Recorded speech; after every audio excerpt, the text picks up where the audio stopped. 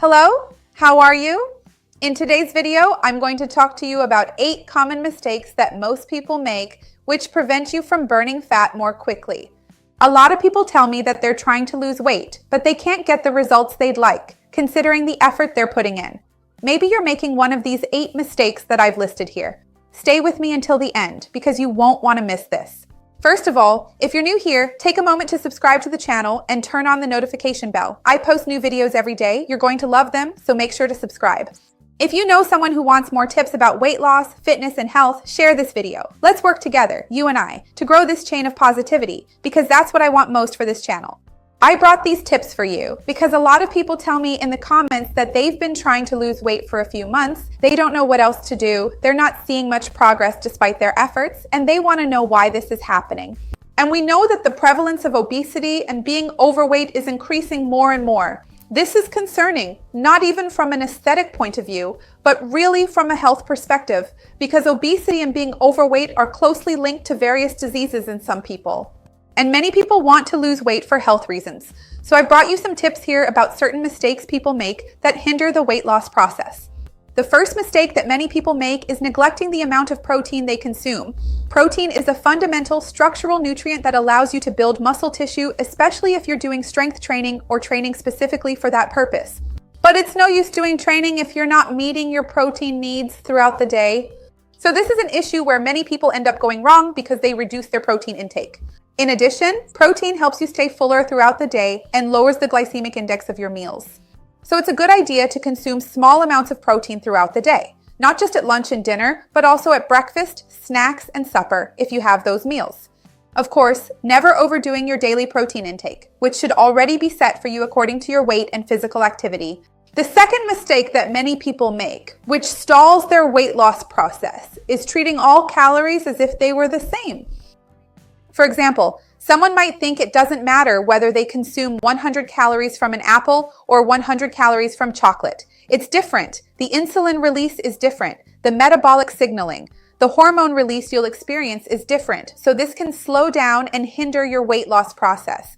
So how can you actually know this in practice when it comes to calories? Always remember that natural foods are healthier, so prioritize eating fresh, natural foods, more from the farmer's market than from the supermarket, those packaged ones. This may seem like an obvious tip, but it makes all the difference in the weight loss process. And secondly, when I say this, it doesn't necessarily mean that you need to go on a low-carb diet or restrict carbohydrates.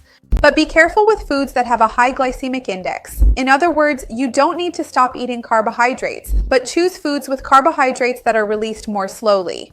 That is, instead of eating, for example, potatoes, white rice, or white pasta, you can have beans, chickpeas, peas. These are types of carbohydrates that are digested more slowly and will have less impact on the sugar in your bloodstream. So keep that in mind. I have other videos here on the channel talking more about this, and I'll leave them down below in the description to help you. Another very common mistake is thinking that sleep won't have any effect on your weight loss process. Sleep regulates the hormones responsible for satiety and hunger. So, when we are sleep deprived, the release of these hormones becomes unbalanced, and you feel hungrier throughout the day. It becomes harder for you to stick to your diet and control your eating. That's why people who sleep less usually feel hungrier and have more cravings for snacks and sweets. So try to get at least 7 hours of sleep, ideally 8 hours a night, to get better results in this regard. Still on the topic of hormones, we need to talk about stress. Stress releases cortisol in our bodies, which is a hormone that causes us to lose muscle mass and accumulate fat, exactly what you don't want when you're trying to lose weight. So try to reduce stress in your life. I know that depending on the stage of life you're in, this can be a bit more difficult. But remember that practicing meditation, taking a few minutes each day to breathe, reconnect with yourself, or doing some physical activity that makes you happy, even if it's just dancing or going for a walk, can really help you reduce your stress levels. Many people who are concerned about losing weight focus a lot on cardiovascular training, which is treadmill workouts, spinning, elliptical, swimming, activities that make you burn a lot of calories in the moment, but the afterburn is actually quite low. The calorie burn afterward ends up being much lower. So here are 2 tips I can give you regarding this. Don't forget that strength training or weight training can really help you burn more calories at rest. And if you don't have the 30 or 40 minutes you would need to do aerobic exercise, you can do a HIIT workout. An exercise that will make you burn more energy in the moment. It's a high-intensity interval workout, but afterward, you'll also continue to have a significant calorie burn. If you want to know more about this, you can talk to your physical education teacher or the fitness professional at your gym who can guide you and explain more about these two types of training. Another big mistake that many people make is losing the pleasure of eating, giving up the enjoyment of food in pursuit of the bigger goal of losing weight. So the person ends up following a very monotonous, repetitive, and restrictive diet for many days and ends up feeling unhappy because they can't have a day to go out with friends or with their husband, boyfriend, or wife to enjoy a pleasurable moment. Because eating also has a social aspect as well as pleasure and well-being. So the person ends up feeling a bit sad, a bit restricted, frustrated with this weight loss process. And sometimes they can't keep it up. They think they don't want to, that they don't deserve it. I hear a lot of people saying they don't deserve to stop eating a certain food, and it becomes hard to maintain. So there are two options you can try so you don't feel like you don't deserve to go through this. First, you can set aside 1 day a week to step away from your diet. Of course, this is only if you don't have any medical contraindications. I'm saying this for those who want to lose weight. You can then do what we call a cheat day. I have a video here on the channel explaining all the details, but just so you know, it's usually 1 meal a week where you eat whatever you want. It could be lunch, it could be dinner, so you can have lasagna, a special dish, or whatever you like without feeling guilty. And this is a meal that, for a variety of hormonal and psychological reasons, can actually help you lose weight because it allows you to break out of your routine a bit. Another idea you can try to incorporate so you don't struggle with the weight loss process is to change up your recipes, the way you prepare them, and the variety in your diet so you don't feel so frustrated and have interesting alternatives.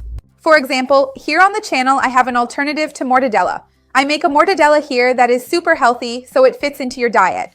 I make a coconut flan that is also super healthy so it can be part of a diet as long as you eat it in the right amount. Think about that, about changing up your daily routine, because that way it will be sustainable in the medium and long term, and you will be able to lose weight for sure. Another very common mistake is thinking that by taking a dietary supplement or some medication, a magic pill, you'll be able to lose weight very quickly. And it's very curious because many people know that this isn't healthy, but they still want that quick result. Usually, it's younger people who are like this. So we have to be careful with that because there are some dietary supplements that can be good aids in weight loss as long as you maintain a healthy diet, exercise, if you're cleared to do so, drink plenty of water, get enough sleep.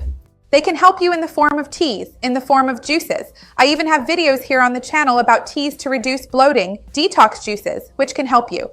But be very careful with so-called magic weight loss pills because many of them contain hormones, chemical substances, actual medications that speed up your heart, and they can cause you problems in the medium and long term or even immediately.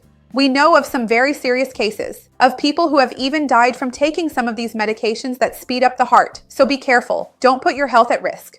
The most important thing for you to consider for a sustainable weight loss process in the medium and long term is to change your habits so you can lose weight and not gain it back. Harder than losing weight is actually staying slim. So there's no point in taking a medication if, once you stop taking it, you'll just gain the weight back. Change your mindset, change your recipes, change your routine so that this becomes a new standard for your body.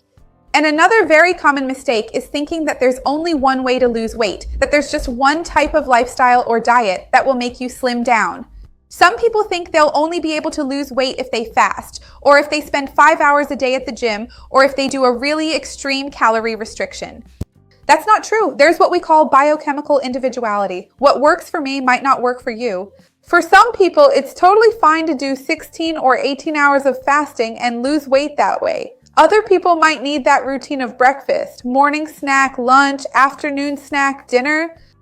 This will really depend a lot on the individual, their physical activity, pre-existing health conditions, and even their psychological state when it comes to knowing how to eat. Always remember that the professional who should help you with this is the nutritionist. So the best thing is if you have the possibility to schedule a consultation with a nutritionist to get better guidance on this. In any case, if you want to learn more about the different types of diets that exist, I'll leave a playlist down below where I explain them in more detail.